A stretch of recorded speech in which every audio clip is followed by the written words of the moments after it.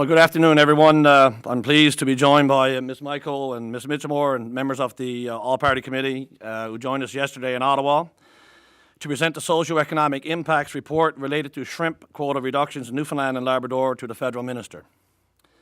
This report confirms the Committee's position that the Federal Government's last in, first out policy relating to northern shrimp allocation decisions is having a devastating effect on the province's economy, particularly in rural regions. Specifically, LIFO has the most disproportionately negative impact on the following: the number of inshore boats, the number of inshore harvesters, the number of inshore plants, the number of inshore plant workers, overall GDP for the province, overall labour income for the province, and overall person years of employment for the province. The report presents a compelling case to end the LIFO policy and adopt an allocation method that balances the interest and reflects the value of both inshore and the offshore sectors.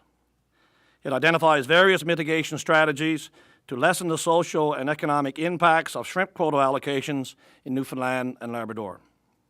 And it also shows that the only high-impact mitigation strategy is an alternative allocation method, such as restricting SFA 6 to the inshore only, or establishing a permanent allocation percentage within the shrimp fishing area 6. Our research shows any approach to deciding northern shrimp allocations that does not involve the LIFO policy and gives at least some consideration to the inshore fleet will provide a better outcome with respect to provincial GDP. We specifically researched 3 scenarios which produce better economic outcomes for the province than the LIFO policy. They include a balanced reduction. Approach involves decreasing quotas for the offshore and inshore fleets at an even rate when fisheries science indicates an allocation reduction is necessary. Number 2, fixed share. This approach would ensure a fixed percentage of any allocation made by the federal government would include a specific percentage that the inshore fleet would have to receive. And 3, removing the offshore fleet from shrimp fishing area number 6. This approach is one that has been proposed by the Fish, Food and Allied Workers Union. Minister Shea yesterday indicated a willingness to consider the report, which is encouraging to our committee. The recently announced rollover of northern shrimp quota and allocation in shrimp fishing area number 6 for 2015 allows time for her and her officials in Ottawa to review this information in advance of decisions regarding next year's quota and next year's allocations.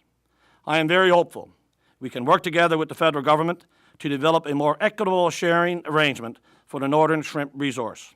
It is a must. I will now turn it over to my committee colleagues for any comments before taking questions for either one of us here on the panel. Ms. Michael. Thank you very much, Minister. I'm very pleased as a member of the All-Party Committee that the Minister and the Department took the initiative to have this study done that was presented to Minister Shea yesterday, because the study puts in very stark, concrete, factual way the impact of not ending LIFO and the impact of not dealing with the allocations issue. And we impressed upon the Minister, and I know I personally made my own personal plea to her to realize that without these changes, we are facing a real crisis in the industry in Newfoundland and Labrador.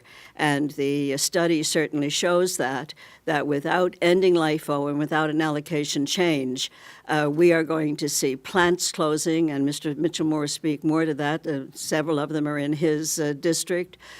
We are going to see hundreds and hundreds of people losing jobs. We're going to see a major economic impact on the province and on the people and the communities who are involved in the shrimp fishing industry. The impact is broader than fishing shrimp. And that's the thing that we're trying to get the Minister to understand. And I feel hopeful that she will do so.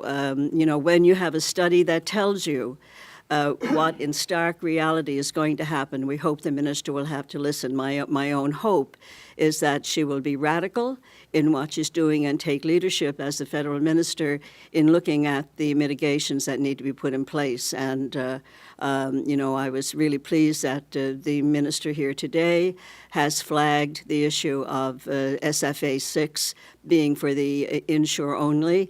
We've presented options. The study presents options to the minister, but the study also states very clearly that the option that will have the most positive effect would be turning SFA 6 over to the inshore fishery only. And I hope that the minister will find the way to give leadership in having the discussion that could lead to that. Thank you, Ms. Michael. Mr. Christopher? Thank you, Minister. Mr. Mitchmore, sorry. Thank you for that. And it was certainly important to have the one-on-one conversation with Minister Shea and highlight the necessity to eliminate the LIFO policy, and having a report that concretely outlines the economic and social impacts, what it means to rural communities in Newfoundland and Labrador, but also how it impacts the urban economy as well indirectly.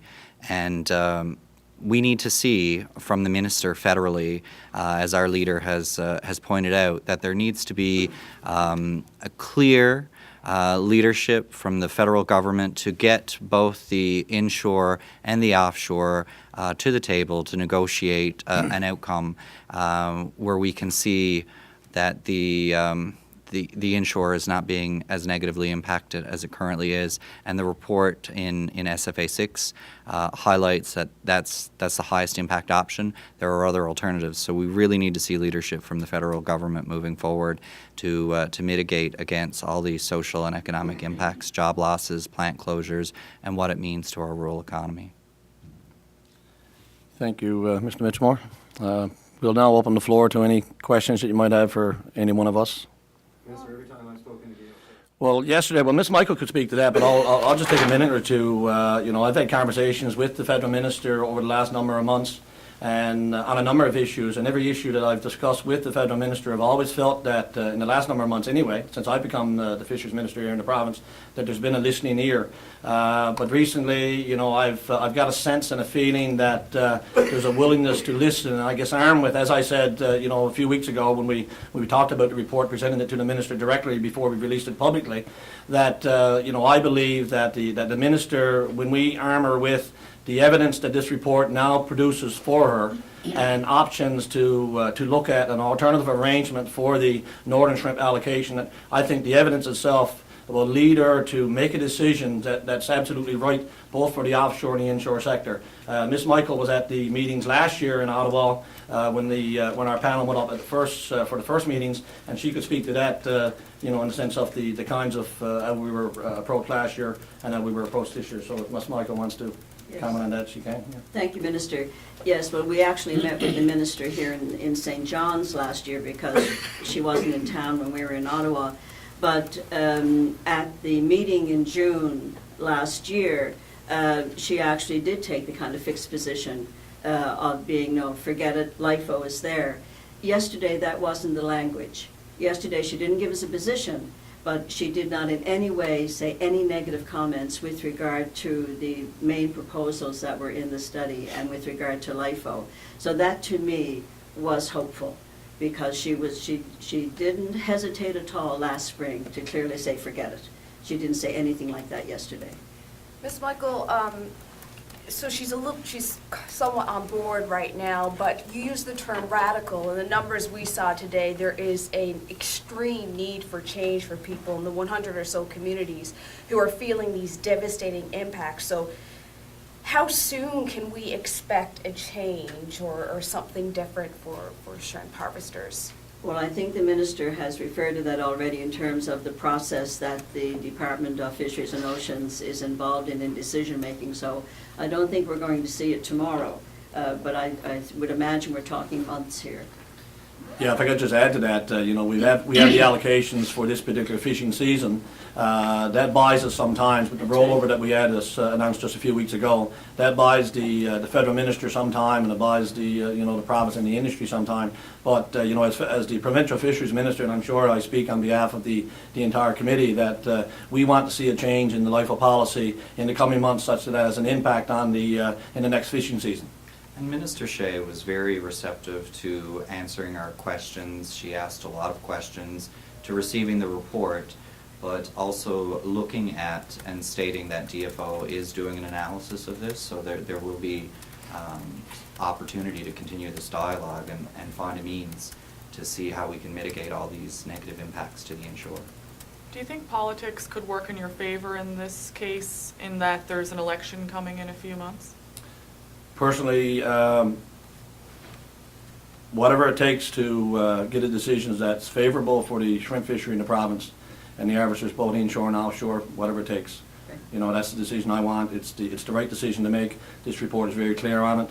And as the provincial fisheries minister, I look forward to a decision from the federal minister that's based on the report that we presented. Numbers have been, sorry. I think there is a factor, and this is my own personal opinion here, that I think is also at play, and that is the PEI company that had allocations in Area 7 no longer has them because Area 7 is closed. And so I actually think there's pressure, and I won't expect the minister to say anything to this. I actually think there's pressure off the federal minister now that there isn't a PEI company at play, looking over her shoulder saying, leave LIFO in. I mean, that's my hope. I actually am hoping that that's a factor. You've seen these reports before. The FFAW put one out hastily just before the big rallying gander a while ago. Where does your report differ from what they did? Ours is more specific on the economic impacts of the of the industry itself. The FFAW report really looked at the social impacts of the communities. But when you look at both reports, I think they pair each other, and they work hand in hand, hand in glove with each other. And I think that what our report does, it really solidifies the report that the FFAW did as well, and their report solidifies what we've now said in ours. So what's the next lobbying step now for the provincial government when it comes to the removal of LIFO with the federal government? Like Jamie said, there's been 2 reports now presented in the last couple of months. What's next on your plate now? As minister and as a provincial government, we'll look at where we are as a province. Yesterday, at the very end of the meeting, I made a verbal invite to the federal minister to come to the province to actually get her around the province, specifically on the Great Northern Peninsula, down in Mr. Mitchellmore's district, where there's 4 shrimp plants, and just have a look at the the shrimp industry in and of itself. And what we'll do, we'll send an invitation, via letter officially in the next little while to invite the federal minister down.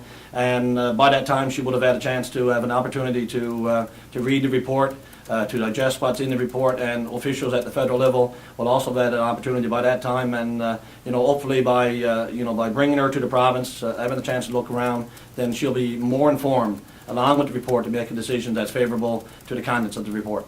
Are you planning on getting in touch with the other 2 federal leaders? Are you planning on making this a federal election issue now? We haven't discussed that at our committee level, but we'll continue to discuss at the committee level what future opportunities will be. But I think what we need to do now, out of courtesy to the federal minister and the federal government, we presented the report. We kept it out of the public eye until we actually hand-delivered it to her. And we did that purposely to hand deliver directly to the minister, and that's what we've done. And we'll give her an opportunity now to as I just said, to digest what the contents are and make a decision over the coming months. And certainly, and Christopher can speak to his, I think he will say that same thing I'm going to say, that I've made sure that I'm in touch with our MPs, and actually went to the House of Commons yesterday. They were aware of the meeting, as they were in June. Of course, they were on the committee when we were presented in June. But we're in constant communication over this with our MPs. We had met with all the MPs for Newfoundland and Labrador representing the Liberal Party and spoke about these matters of the fishery and continue to have that dialogue. It is a critical issue.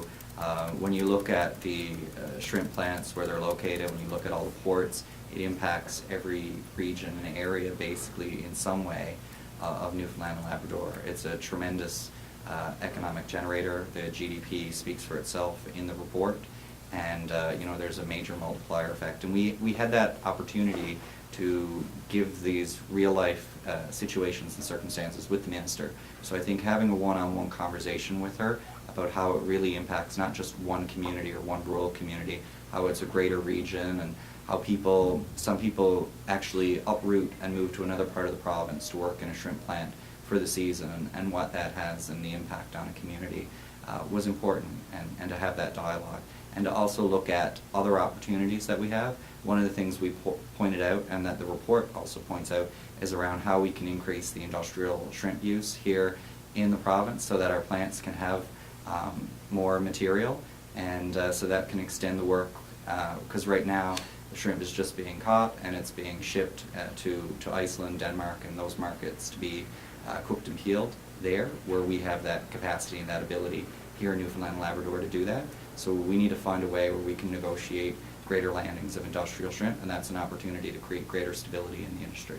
And it's clear now, you know, the reference that we were able to go to the FFAW meetings in Gander, you know, when I listened to the mayor of Gander and other people around the province, that the shrimp industry, this report now with GDP really solidifies what was said out in Gander at that meeting back in early March about the impact that these rural areas have on the economy of servicing areas like Gander. The rural areas outside of Gander, people going to buy cars, people going to buy equipment for their boats, they go in to buy, you know, televisions and things for their homes and all those kinds of things. So that's the impact that the shrimp industry has on not only the 100 communities, but many communities in the province, including towns like Gander, Clarenville, Corner Brook, St. John's, and the like. Is there any one of the scenarios that you're endorsing more than the other? No, we haven't as a committee endorsed either one. What we decided to do as a committee first will be to present the report. Present the report as is, and there are options within the report, and give the minister, the federal minister, an opportunity, and as you know, Ms. Michael said, and Mr. Mitchell said, and as I would say as committee chair, that give the federal minister an opportunity to digest and the opportunity to bring together the both sectors, both the inshore and the offshore sector, to come up with a solution that meets the needs of both sectors. Because I firmly believe, and I have from the very beginning, that there is a solution to be made that will satisfy and benefit the communities that are directly and indirectly involved. And that solution is there, and it's incumbent now upon the federal minister to make a decision in consultation with industry and industry players, and us as a committee and the provincial government, to make a decision that's right for the province of Newfoundland and Labrador. Anyone else? Thank you so much.